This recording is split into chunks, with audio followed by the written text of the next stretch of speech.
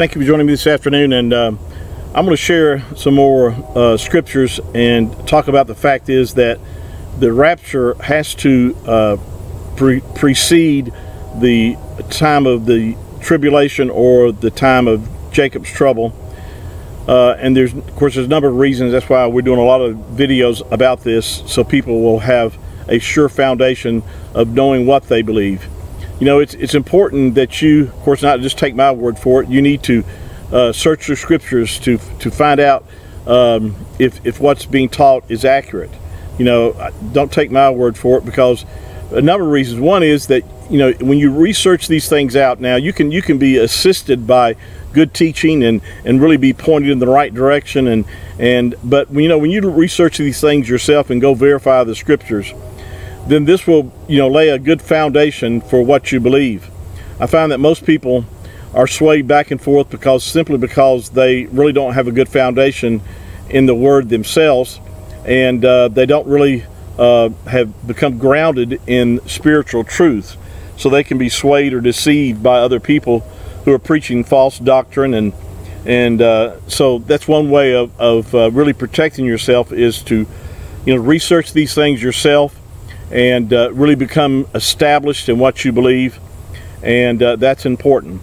One thing I'm going to talk about in particular is, of course, that this time frame is that we're about to see that we're seeing actually on the horizon.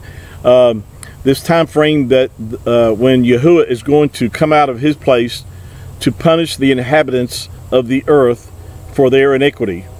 Now, I shared in our last video about how that in Isaiah chapter 26, that the rapture is even revealed in the Tanakh, or the Old Testament, because if you read the Isaiah 26, starting at verse 19, I believe, as you read through the end of that chapter, you will see that Isaiah is prophesying, talking about first of all, he's talking about a resurrection, because he says, your dead bodies shall live. In fact, he includes himself, that your body shall live together with mine, talking about being resurrected out of the earth shall disclose, you know, those that are in the graves. Of course, this is talking about a resurrection here. And then he also says that even before that takes place, he said that he said, it prophesies, "Come, my people, hide yourselves for a while until the indignation be past." Now, this could not be talking about, you know, the indignation or the anger or the punishment of everlasting punishment, because he says for a while. So, in other words, there's a time frame designed, or he's speaking of, when he says until the indignation be past. So there's a time limit involved here, and you know, I believe this time limit he's talking about, of course, here is 7 years of tribulation which will come upon the earth, and so he says to come and hide yourselves until the indignation be past. And of course, he's talking about his people, and his people, as I mentioned to you, in this particular time frame that we're living in, the people are the called out, the bride of Mashiach, the body of Mashiach, as we're referred to, and those that are dead and alive in Mashiach will be caught up to meet Yahusha in the air, and so shall we ever be with him. And of course, we're going to be protected in the Shamaim, in the Father's house, while the tribulation is being unfolded in these sealed judgments. All 21 sealed judgments will be released during this time frame. And so I want to read some notes here that I made, and one of them in particular says, "The rapture occurs during when the world does not expect judgment." Boy, that's for sure. Because here's the reason: as it was in the days of Noah. And this, of course, the Mashiach, the Messiah, speaking about the time frame that we're talking about. He says, as in the days of Noah, parentheses here, the last thing that they expected was Yahuwah's judgment. They did eat, they drank, they married wives. I was invited to a wedding just the other day, to come to someone's wedding in October. And the moment that came to me, I just thought about that. You know, people still getting married, just normal time frame. And it says, and then it says, as in the days of Lot. He says, as the days of Noah, and then he's going to make a comparison to the days of Lot.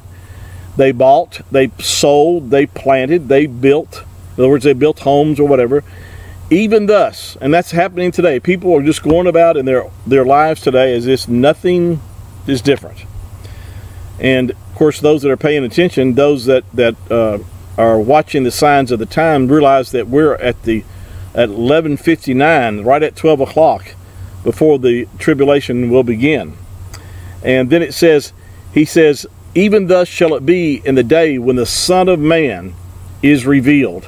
Wow. You'll find that in Luke chapter 17, verses 26 through 30.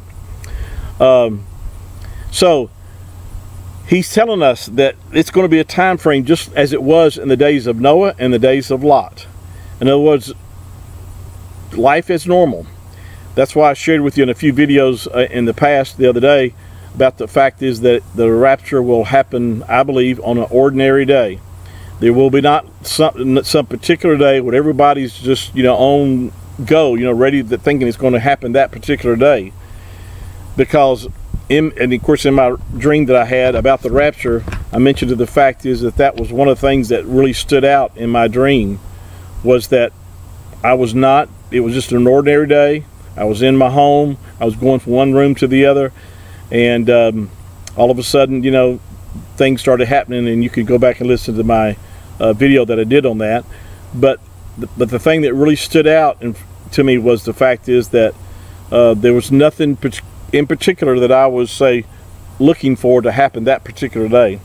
Now, I'm always conscious of the fact that we could go home today, but what I'm making reference to is that, I did not put on my calendar that, this date that the rapture will happen. And so I don't believe it'll be a day like that where people will say, even those that are watching for it will be able to point to and say, this is when it will happen. Now, we have a lot of people who predict they know, but they've all been proven wrong, those that have predicted the day of the rapture. So I believe it will happen, just like Yahushua said, because he's the one that said this. He said it will be as normal. Things will not be, there will not be great signs before his coming. In other words, a great expectancy upon a lot of people that it's going to happen that particular day. Now, we are instructed to know the times and the seasons, and even the Apostle Paul mentioned that day would not overtake us as a thief in the night, meaning that, when it happens, we're not going to wonder why this would happen. We know why it happened. We know that what we've been called to go home to, and that so in that sense it will not catch us by surprise in that. But the day in the event itself will, of course, totally catch the unbelievers totally by surprise, because they're not expecting this. And notice that judgment comes immediately. In both of these cases, judgment fell. When Noah shut the ark, the flood came immediately. When Lot was taken out, judgment fell. And that's I believe that's exactly what Yahushua said. It's going to be the same way. Judgment is going to fall. Now, it's going to take 7 years for all these judgments to come and be released upon the earth. But the judgment will start, I believe, immediately at the rapture. And that was another part of the dream that I had, that it was a day of darkness. Actually, it was a bright, sunshiny day, and then all of a sudden, it turned completely dark. Black, pitch black dark. Not cloudy like it does before it rains. It actually turned pitch black dark in the middle of the day, signifying judgment. So, I hope this is encouraging you, because this should encourage you, because if you're born again and you're a true believer in the Messiah, we have the blessed hope of us not having to face this time frame, but that we'll be called up to meet the Mashiach in the air, and so shall we ever be with him. So tell others, share this with others, friends on your Facebook, and please subscribe to my YouTube channel if you haven't, and encourage others to do also. There's over 1,200 videos that you can watch, and I teach more on just the rapture, but there's a lot of things that you can receive ministry from. There's no charge for it. It's free. I don't get paid to do this. Yahushua takes care of me. He meets all of my needs. And so, but it's to be a blessing to you. So until next time, shalom.